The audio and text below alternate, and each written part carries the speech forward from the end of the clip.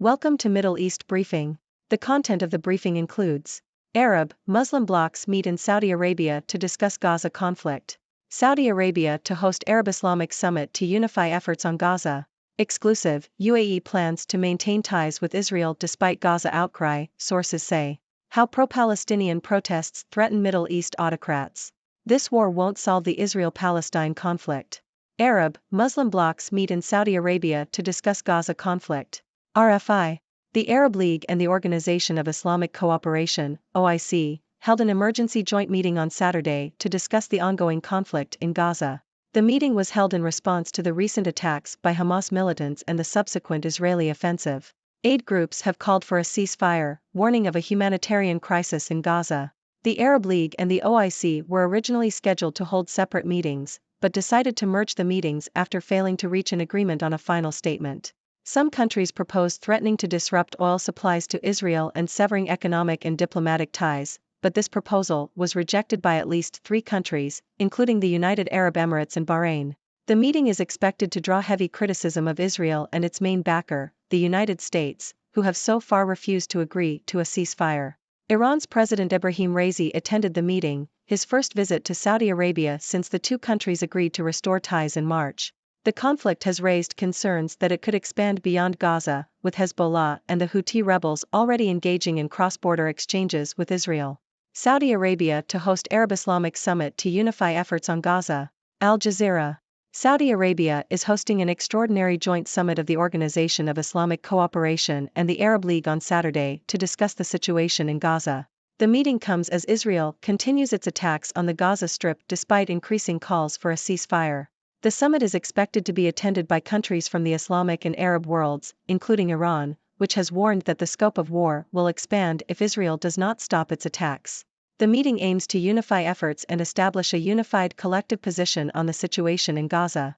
Exclusive, UAE plans to maintain ties with Israel despite Gaza outcry, sources say. Reuters.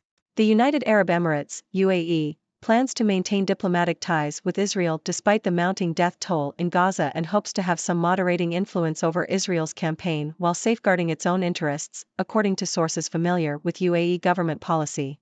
The UAE became the most prominent Arab nation to establish diplomatic ties with Israel in 2020 under the Abraham Accords, which paved the way for other Arab states to do the same.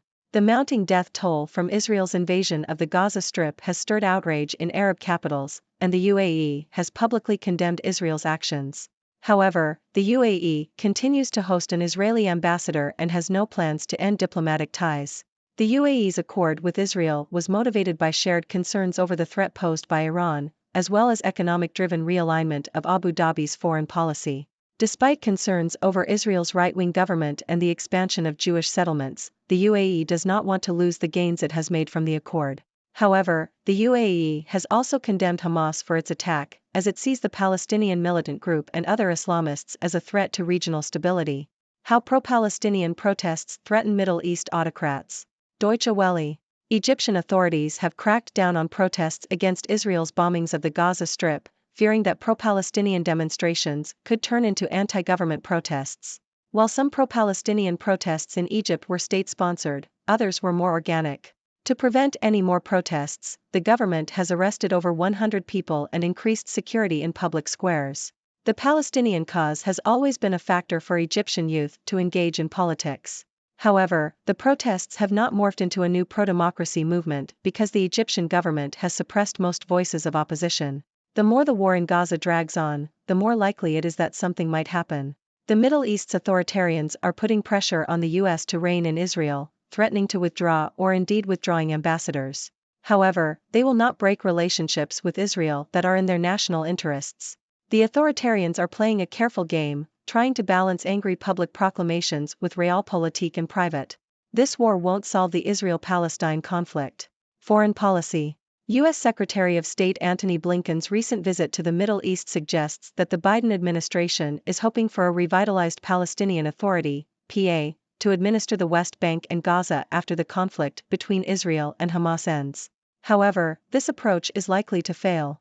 The article argues that the conflict will not lead to a paradigm shift and that the region will return to a version of the status quo that existed before the conflict began. Israeli politics do not currently support the two-state solution, and the PA lacks legitimacy and faces corruption and dysfunction. Furthermore, it is unlikely that foreign countries will provide the necessary support to rebuild Gaza or provide peacekeeping forces. The underlying conflict between Israel and the Palestinians remains unresolved, and there is little reason to believe that the situation will be more conducive to diplomacy after the current round of fighting ends. U.S. is warned about its global standing as Gaza's suffering persists. Washington Post. Arab leaders and analysts have warned that President Biden's unwavering support for Israel's actions in the ongoing Gaza war risks lasting damage to the U.S.'s influence in the region. The perceived U.S. acceptance of attacks on civilians, including refugee camps and hospitals, has prompted increasing anger towards the U.S. throughout Secretary of State Antony Blinken's recent travels. Arab leaders are calling for Washington to halt Israeli attacks on civilians, and warn that the region is sinking into a sea of hatred that will define generations to come. The anger towards Washington is giving Russia and China an opportunity to portray themselves as defenders of Palestinians, boosting their image in the developing world. As massive pro-Palestinian demonstrations are held worldwide, many are taking aim at Israel and its American backers for the death toll, which has surpassed 11,000 Palestinians. France's Macron calls on Israel to stop bombing Gaza civilians. RFI. French President Emmanuel Macron has called on Israel to stop its bombing of civilians in Gaza, saying there is no justification for the attacks. Macron said that while Israel has the right to protect itself, the bombing of civilians is illegitimate and urged Israel to stop. He also called for a humanitarian pause followed by a ceasefire to protect Gaza's civilians. Macron's comments come as concerns grow over the civilian toll in the conflict, with UN agencies warning of a dire humanitarian situation in Gaza. Hamas anti-tank strikes show depth of powerful arsenal facing Israel. Washington Post. Hamas has significantly increased its firepower since Israel's invasion of Gaza, using weapons such as laser-guided missiles and anti-tank munitions. The group, which has been described as arming itself to the teeth, now possesses a wide range of weapons including modern sniper rifles, RPGs, magnet bombs, suicide attack drones, mini-subs, landmines, and anti-tank missiles. Many of these weapons have been smuggled into Gaza through tunnels, land crossings, and the sea over the past decade, and some have been manufactured by Iran and even North Korea. Hamas has also been assembling variations of these weapons in underground factories inside Gaza, showing an increasing sophistication in its arsenal. The deployment of large numbers of anti-tank units by Hamas is particularly concerning for Israeli forces, and the IDF appears to be focusing its intelligence on finding targets to eliminate these units. Despite calls for a ceasefire, Israel shows no sign of stopping its offensive, as its tanks have surrounded several hospitals in the northern Gaza Strip and have demanded that they evacuate. Arab-Iran leaders to demand end to Gaza war, Israeli aggression at summit. South China Morning Post. Arab leaders and Iran's president have gathered in Riyadh for a summit meeting expected to demand an end to Israel's war in Gaza. The Arab League and the Organization of Islamic Cooperation, OIC, were originally intended to meet separately, but the Saudi Foreign Ministry announced that the two would be combined. The Arab League aims to show how the Arabs will move on the international scene to stop the aggression, support Palestine and its people, condemn the Israeli occupation, and hold it accountable for its crimes, said the bloc's Assistant Secretary General, Hossam Zaki. Peace only on paper, Gaza war sharpens Arab world's grievances against Israel. South China Morning Post.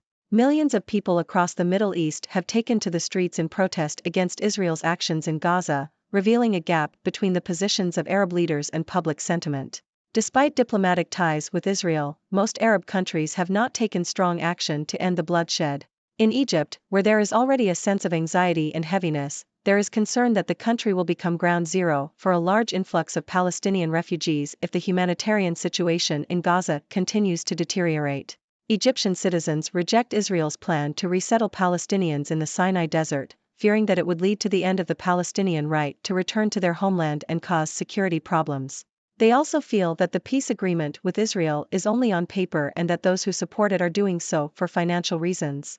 In the Gulf, protests against Israel have been more muted due to tight control over civic dissent. However, many people feel that the normalization of ties with Israel in 2020 has not been well received and that the agreements and steps towards peace promised in the Abraham Accords have not been realized. Despite efforts to combat anti-Semitism and promote interreligious tolerance, such as the opening of a kosher restaurant and the hosting of a Holocaust exhibition in the UAE, these initiatives have received mixed reviews. Overall, there is a sense of betrayal and confusion in the region, with people questioning why Palestinians are paying the price for something they did not do. Ladies and gentlemen, I am Dr. Six from the 6 Degrees World, here to bring you a summary of the latest news on the ongoing conflict in Gaza. Today, we've seen a number of significant developments that shed light on the regional dynamics and the international response to the crisis. Firstly, the Arab League and the Organization of Islamic Cooperation, OIC, held an emergency joint meeting in Saudi Arabia to discuss the conflict. Aid groups have called for a ceasefire due to the humanitarian crisis in Gaza. Some countries proposed disrupting oil supplies to Israel and severing economic and diplomatic ties, but this proposal was rejected by at least 3 countries. The meeting is expected to draw heavy criticism of Israel and the United States, who have refused to agree to a ceasefire. Meanwhile, the United Arab Emirates, UAE, plans to maintain diplomatic ties with Israel, despite the mounting death toll in Gaza. The UAE hopes to have some moderating influence over Israel's campaign while safeguarding its own interests. The UAE's accord with Israel was motivated by shared concerns over Iran and economic-driven realignment of its foreign policy. In Egypt, authorities have cracked down on protests against Israel's bombings, fearing they could turn into anti-government demonstrations. The Palestinian cause has always been a factor for Egyptian youth to engage in politics, but the government has suppressed most voices of opposition. The conflict has also raised concerns about the Biden administration's support for Israel, with Arab leaders warning of lasting damage to the U.S.'s influence in the region. Russia and China are seizing the opportunity to portray themselves as defenders of Palestinians, boosting their image in the developing world. French President Emmanuel Macron has called on Israel to stop its bombing of civilians in Gaza, saying there is no justification for the attacks. Macron has also called for a humanitarian pause followed by a ceasefire to protect Gaza's civilians. On the ground, Hamas has significantly increased its firepower, using a wide range of weapons including laser-guided missiles and anti-tank munitions. Israel's offensive continues, with its tanks surrounding hospitals in Gaza and demanding evacuations. As the conflict continues, millions of people across the Middle East have taken to the streets in protest against Israel's actions, revealing a gap between the positions of Arab leaders and public sentiment. In Egypt, there is concern that the country will become ground zero for a large influx of Palestinian refugees. In the Gulf, protests have been more muted due to tight control over civic dissent, but there is a sense of betrayal and confusion among the people. In conclusion, the situation in Gaza remains extremely volatile, with no immediate resolution in sight. The international response is mixed, with some countries seeking to maintain diplomatic ties with Israel while condemning its actions, while others are calling for stronger action against Israel. The conflict continues to raise questions about regional dynamics and the role of major powers in the Middle East. And now, I turn to you, my dear viewers. What are your thoughts on the ongoing conflict in Gaza? Do you believe there is a viable solution to the Israel-Palestine conflict? I welcome your thoughts and questions. Thank you for tuning in. The content above showcases the latest briefing reports and analytical synopses, thoughtfully curated by the 6Do team. These insights stem from a wide array of reputable media outlets, think tanks, government sources, and specialized experts worldwide. We encourage you to explore these sources for a comprehensive perspective. Keep in mind that while the content may not always align with the official standpoint of 6Do Brief, it's not meant to be taken as absolute directives for decision-making.